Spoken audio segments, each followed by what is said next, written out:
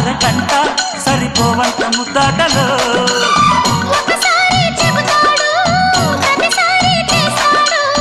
అంటూనే చీపాడు అందంతో రాపాడు